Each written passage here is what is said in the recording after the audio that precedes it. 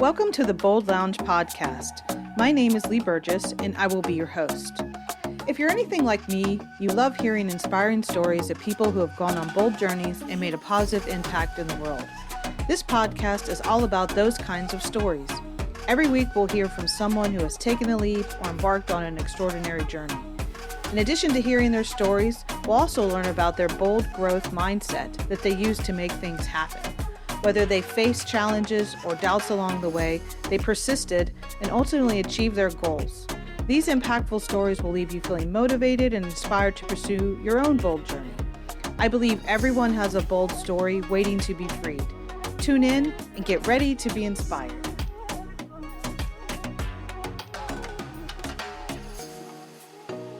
Welcome to the Bold Lounge. Today I have Dr. Carla Mack. She is the head Global and U.S. Professional Education and Development. Carla is an innovative and progressive business leader, eye doctor, and wellness fanatic. She has held global leadership roles in the development and bridging of scientific, professional, and commercial strategies. She is passionate about advancing consumer insights and innovative treatment solutions into patient quality of life outcomes. All right. So first thing we're going to do is jump into being bold and understanding kind of your definition of bold. So what does bold look like and how is it defined in Carla's world?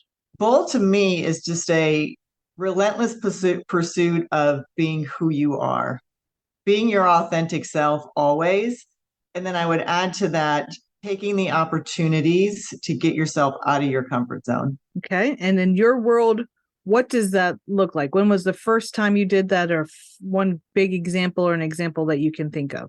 Well, I don't know if this is the first time, but a big one in my life would be when I changed careers. I was an academic or an academic clinician.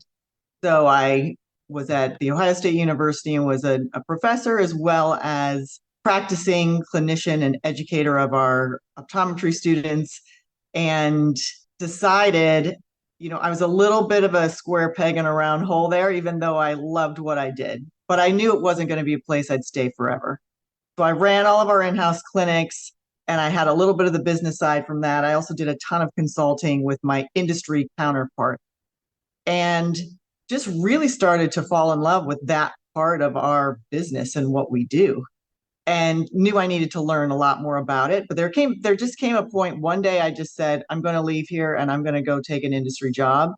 I went and looked up executive MBA opportunities, signed up that night, and just took it from there, and just made a very quick decision that I was going to leave, and then became very intentional about leaving, and then very intentional about the type of role that I wanted to pursue when I was ready to jump in about, a year and a half later. Okay. Question about that. So was the decision actually itself quick, but was the leading up to it something that was more thoughtful and pragmatic? I was definitely learning. It was a learning journey, right? Where you start to recognize, I really love what they're doing over there. And I became super curious, asked a ton of questions to general managers or presidents of companies or whoever I was engaged with. And I really started building those relationships well before I needed them, well before I was going to be really looking for the right job. So whether it was super intentional at the time, I think I recognized later some of the steps I was taking that were super helpful for me. And now I talk about these kind of things all the time, that you do need to build those relationships before you need them, that you should be intentional with what you're trying to do. I think for me, it was a bit more organic in how it came about. But when you look back at it, I really do recognize kind of what I was doing. Yeah, some of those stepping stones of learnings and successes and failures became kind of what you actually used, what seemed quick, but you were able to catapult yourself from academia to industry, which usually is seen as not good, right? You're going to the other side, the dark side.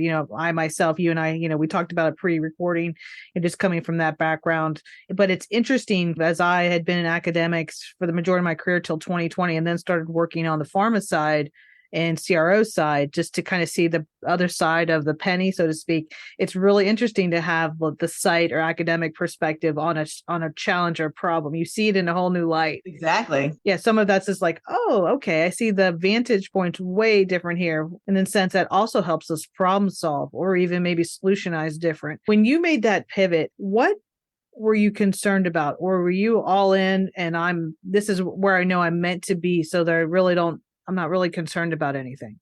I definitely felt it was where I was meant to be. I will say that. I had a great passion for that side, and I just knew I needed to learn. One of the things that I love is to learn, and it's Mm-hmm. easier for me to learn by doing. And so Mm-hmm. just jumping into something is the better way for me to do that. I think I had to quickly recognize what I knew and what I didn't know. And so as you change roles like that, the entire environment is different. The whole political nature of a company is different. You know, Mm-hmm. the types of roles and the types of stakeholders are very different. And so again, jumping into that kind of setting, it was a learning experience. And I started doing the same types of things, building relationships, and those types of things, right? Like where people could help me. They could help me before I needed, the information that they were actually providing me.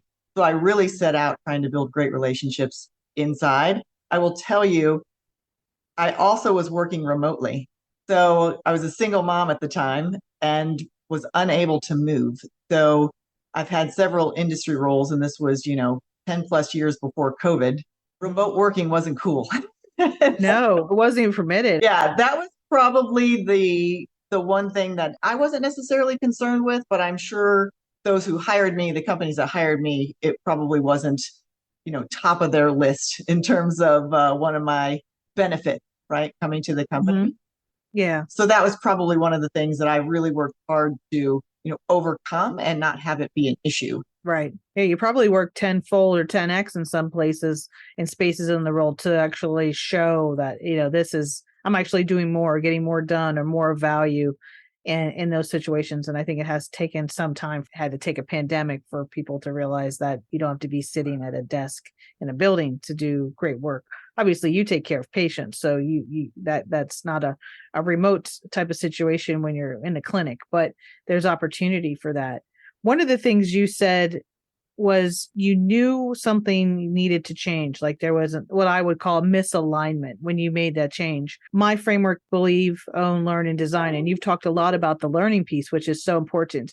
What beliefs were kind of instilled in you, or did you have at that point that you knew that you could, one, listen to that voice that says, I think I can try something different. I can get curious, and it's okay to be curious. Did you have certain beliefs that helped you about yourself, or think that your belief muscle that maybe you had worked on over time? And I'm not sure if it's things that I recognized at the time. It was more of a curating the relationships and then talking to those individuals who then would say to me, like, you would be great in this environment. Let us know when you're interested and we can talk about whether there's opportunities or not.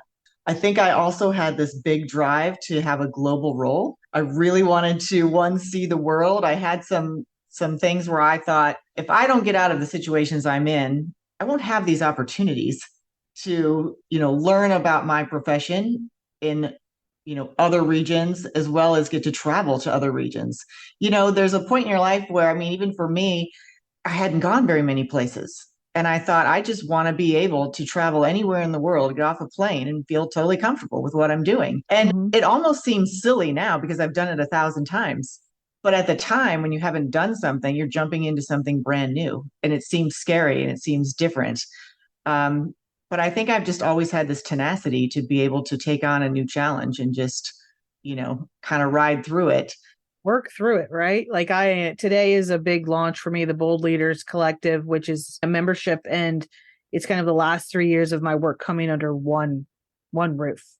And this morning I woke up and I said to my husband, I was like, sometimes being bold is hard. Like being bold has been like super exciting for me for the last 3 years. Primarily, like, I mean, there's ups and downs. Nothing is perfect, but it was just a lot of go, go, go, go, go. And then there's this like unknown. And today kind of felt like my first day 3 years ago when I was like, I'm making this jump, I'm doing this thing. And it's interesting, kind of like one of the things that can be scary, and going back to your definition, is the relentless pursuit of being who you truly are.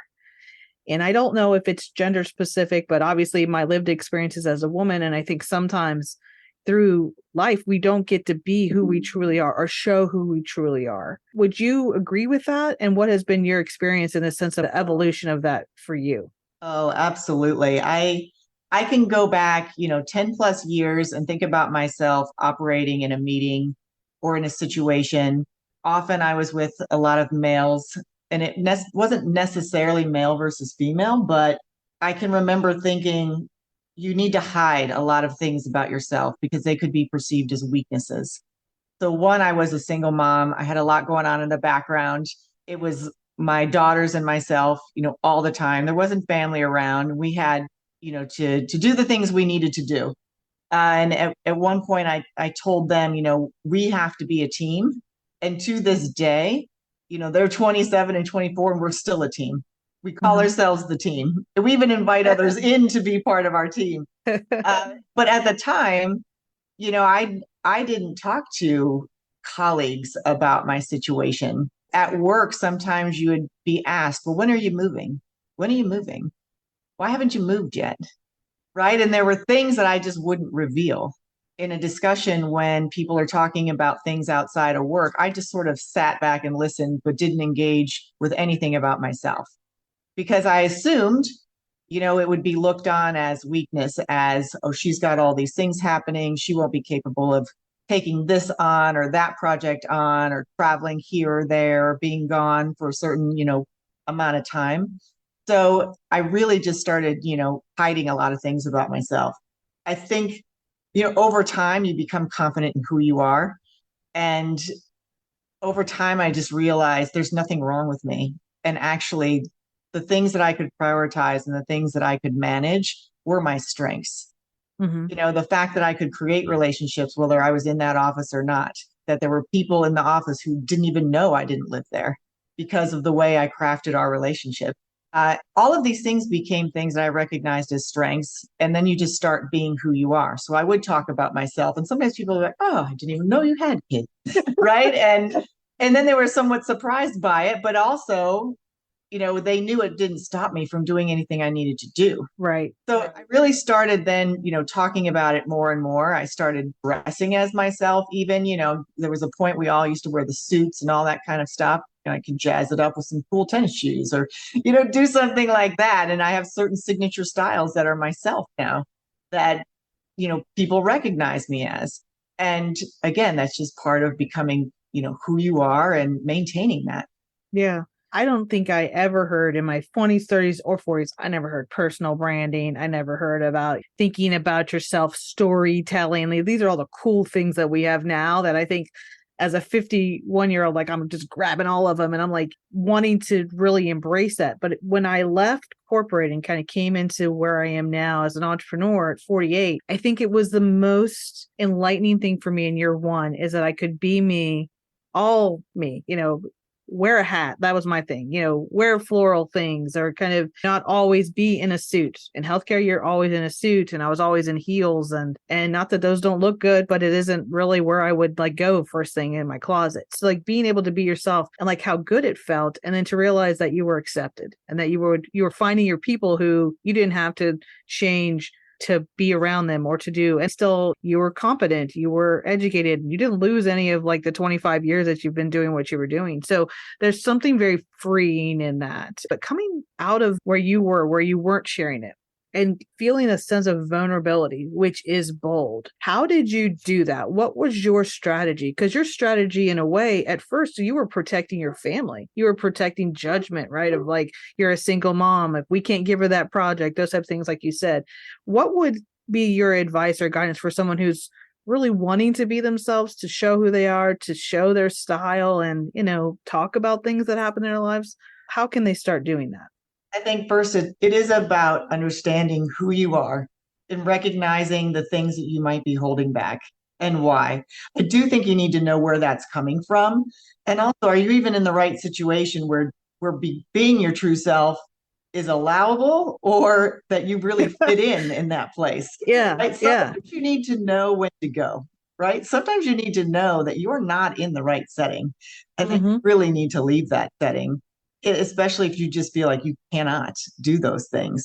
So otherwise, if you don't think that's an issue, then you start doing it slowly, right? Because it shows confidence and you'll see how people react to you, right? I mean, whenever you can be who you are, it's confidence. And people react well to confidence. It's not arrogance, it's confidence. Yeah. Right? It's that I'm okay with me.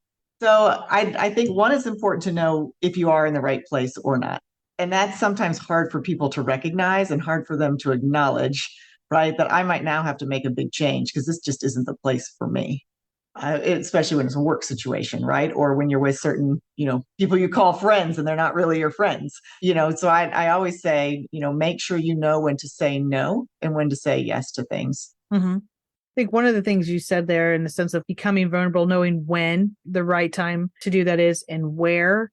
And as you were talking, I drew the circle, which was something that, was very important when I started doing and being more me than anything else, is that I realized that maybe the circle of people who I had around me or in the center needed to move to an outer loop of that circle, because I think you may find that the only thing you had in common was the challenge at work or the bad relationship with the ex or, whatever it may be. Sometimes there's like this commonality that only comes when things are tough and crappy. And then when you become happy and gain clarity on who you are and get confidence and start acting like it, not everybody's happy about that because it like brings up stuff in them that they may not be doing. Did you ever have that experience? Well, I'll tell you the experience that I actually really do try to craft is getting to know people that I need to work, all of my stakeholders in a more personal way. Because you do find that when you're working with them and if things do get contentious, it's easier to work with people you like. Mm-hmm. And there's plenty of people that I work with where we don't have anything in common. But when we get to know each other and know things about each other, we can ask each other about those things, right? Like, Mm-hmm. I know something personal about you and I see you and I ask about it, right? Or, like you talked about social media, you follow people on social media and someone had a vacation or this or that, you can ask them about it. And it makes a more personable and conversation and relationship. And so I find that when I can craft that up front with people, when anything gets contentious, when there's this dynamic, are they trying to build a dynasty over there? Are they just protecting their people? Why are they, arguing with us on this? That you can easily de-escalate some of those things just by your relationship with them. You just pick up the phone and have a phone call and say, hey, I just want to talk to you about that conversation yesterday. I'm just really not understanding it. Or, explain again to me your perspective. But now you're talking as friends and people who like each other, who want to work with each other versus in different departments or whatever that might be. Yeah, sometimes it's focusing on what the commonality of the goal is, right? And you may not go with them on a ski trip or something, but you can work on that goal together and you know that you'll need to do it together. At the end of the day, I always say people are people. Like your coworkers are people. Yeah, I say so human. That's just so human. Yeah. Yeah, like we're human. Things are going to happen. We're going to succeed and fail and things may not go as planned. If you don't humanize them, you start taking everything personally, right? And I've learned to not take anything personally. I mean, I will recognize if I'm not performed well or not done something well. I mean, I can own that easily. But if someone else is treating me in a certain way, I don't take it personally. Mm-hmm. I have to recognize it's coming from somewhere with them and just recognize that. Yeah, that took me time. And I think that just goes back to like stuff that's happened to me that I didn't talk about it. Like in my family, at 6, I lost my brother who was almost 11 and it was an accident. And we didn't know, like it wasn't, not that anything at that level is planned, but it was it was traumatic. And that's like something that like throughout my life, like little things added up that my job was to keep everyone safe, make sure my mom knew everything I was doing, but still having a life, but making sure everything was good. And so I like took on this mantle of responsibility, like being responsible for everything and everyone, my brothers, my sisters, like I'm the most responsible one. And I'm also the person that's going to do the next level. But that can actually, my strength there can actually be a weakness if I use it too much or in the wrong way. But as I was getting older, I was learning those things, but I never talked about my brother or my loss or maybe like why I'm over responsible for things or why I take like things so seriously when it's someone's life. It just like I had an intensity and an edge that probably could have just been toned down, a little sawed down a little bit. Do you think it takes time to get that to realize it's not personal? Because I think I didn't know me first. And so therefore I didn't really realize even how to settle into being who I was and be okay with some of the stuff. I definitely think it takes time for sure. Yeah. All of our experience shape who we are in the end. And I really would gravitate towards those people who would become mentors for me and would learn everything I could about how they operated. And when you get to know them again beyond sort of their, business capacities and understand who they really are, they're amazing people. And you can learn so much from them inside of work from a business perspective and outside of work, how they operate. Yeah. And when I would go through things in my life, they were often the ones I turned to, sort of these business mentors who could help me and be like, listen, you can't do all the things that you, a husband and a nanny, used to do. Like, you just simply can't. And if you're not taking care of yourself first, you can't take care of anyone else well. And those are some of the things I learned along the way, right? So I really do take care of myself. And like you talked about, sort of this protecting everyone else. If I'm not protecting myself, I can't protect anyone else. Right. And so there are sort of these things I do now that are very much me focused so that I can do some of those other things that are everyone else focused. Yeah. It comes with time for sure, but I do think it's, again, starting to recognize who those great people are in your lives and how to learn as much from them as you really can. Yeah. And accept you when you're, I'll just use my word, prickly. So I think, doing some of the things that, when you shared your bio with me, which you put as recent life discoveries, I really thought it was one of the coolest ways to get to know you. And you even shared kind of where you focus your energy, and you have a pie chart on it. And, one of the things that you have is cool girl mom. And your second one is global and US leadership teams at Alcon. And so like those are your top two where you put your energy, right? So as you're thinking about where your energy goes, some of those things also are ways for you to learn more about yourself, right? If you think about your energy pie, which we talk about a lot in the corporate world, there are different pieces and parts of you that not everyone's going to know you're a cat lover. Right. Right. There's a time and place for wearing the cat sweater or, whatever it may be. You'll find your people and the people that you have those relationships, and you build those relationships up. In the world we're in right now, like with remote working and digital and all the things that we can do without leaving our house, what are some things that you do to build relationships when you're not in the office day to day with someone? I'll tell you, during COVID, I think when we were remote, I have to say everyone was so much more relaxed, right? I mean, to me, that was one of the best parts of this. You'd have a super high executive come on a Zoom call, in a hooded sweatshirt, that might have been like yellow and looked terrible on them, and they didn't care. Right? And it relaxed everyone. It just equalized everybody versus the way you might sit around a room and the who sat where and that kind of thing. It really, to me, equalized everyone. And so I think there are a lot of benefits to that, or sort of this hybrid type situations.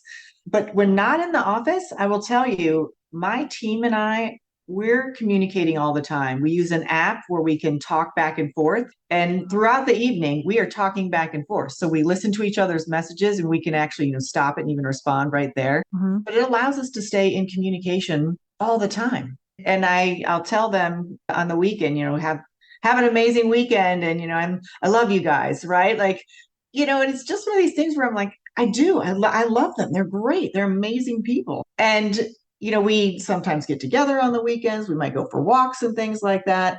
But it really is just connecting in any way you can, staying connected. Mm-hmm. We talk about our lives and things that are impacting us. One of the things I do with my team that has really been helpful is before any meeting, they have to give me one word about how they feel right now. It has to be a feeling word, just one word. They don't have to talk about it. In fact, I don't want them to talk about it, why they feel a certain way, but it's a feeling word. And then you're not going to get beyond where kind of that lowest person is in the room with your meeting and what you're trying to accomplish that day. And so it really sets the tone to know where everyone sits. Where are they sitting in their head right now today?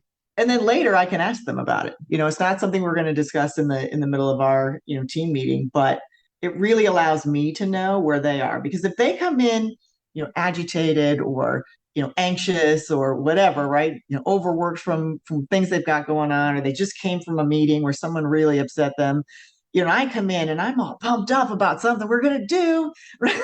It's just not going to work. They're not there. No, Yeah. no. So again, it's sort of really just, again, the relationship piece is huge for us.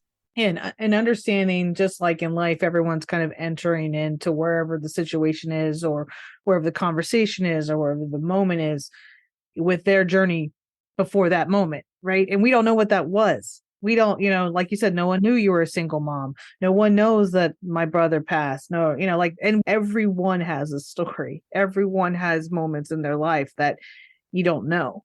And I think that's where being human and being empathetic and understanding that everyone's not coming into the room. And I mean, using your one word example, but I think us knowing that too, as we walk around and we engage and the things that we do, it's important to realize sometimes we have to meet people where we are, regardless of what our goals are for that meeting. For example, like, okay, I realize maybe we aren't going to get to level 6, but let's work on getting to level 3 during this meeting. And then I'm going to follow back up with Joe, who seems to be having a rough day, and I want to learn more. And that caring, empathetic leader as well comes out in your story that you're sharing. I'll add to that. I think it's learning from what people tell you as well. There's times when I would have a meeting with somebody, whether it was when in academia and it was with a student, or even in the workplace, and someone would say, you're intimidating, or I was nervous to come in here and talk, right? Then I'm putting out some weird vibes, right? Like you talked about some of these hard edges. Yeah. And while that might seem, powerful or confident or whatever it is, it doesn't allow people to engage with you the way that they need to. So whatever you're trying to accomplish, you're not going to accomplish very fast. Yeah. Right? Because people are fearful. And I can remember having a few of these conversations with people, and then they would, as they were conversing, they're like, you're really nice and fun and like funny, or, whatever. And I thought, there's a lot to warmth. Projecting some warmth, making people feel comfortable is really good. Right? You're going to move things about a lot quicker. And I think that's part of our issue sometimes when we're these go get them kind of people. We're always a few steps ahead trying to pull people along. But again, if you don't meet them where they are and really be kind to people, show some warmth, care about them. When in doubt, be kind. Yeah. I think, right? Yeah. I think the other thing I learned is I thought I could teach or share or direct or give a resource to, or to have someone go from point A to point B. And I think somewhere in my late 30s, early 40s, I realized sometimes people can't. It's not that they don't want to. It's not that they're not trying. They just can't. And you have to really, again, meet them where they are, understand kind of what their gifts are, understand where things are a fit, and work through it in a kind way. And I think that was a learning for me too, of like patience and, realization of I can't resource this away. I can't guide it away. I can't performance improve this way. It's just not going to fix it. Right. And being able to have those conversations in a kind way, in a way that's growth evoking, but hard to have still. I think that's something too that we learn as leaders as we kind of, I guess, grow up. I'll just use my word, grow up, as I did. Yeah. And it's important to take the cues that other people are giving you, right? Often they're telling you. Right. And it's like, you can put it aside, or you can take that as real feedback and actually do something with it. Yeah, I definitely got you're intimidating, and then like, oh, wow, you're so fun and nice. I think sometimes for me in the academic world, like I felt like I actually had to seem tougher, but that's kind of how at least I thought I had to be. So then it really wasn't me being me, honestly, So like when you think about your life discoveries, and you have some cool ones, and you have Wim Hof breathing and ice bathing enthusiast. Can you tell me a little bit about what this is? I know ice bathing, but I would love to hear it. I have bought one, but I have never used it, and I'm kind of scared. So I'm intrigued about Wim Hof breathing and ice bathing enthusiast.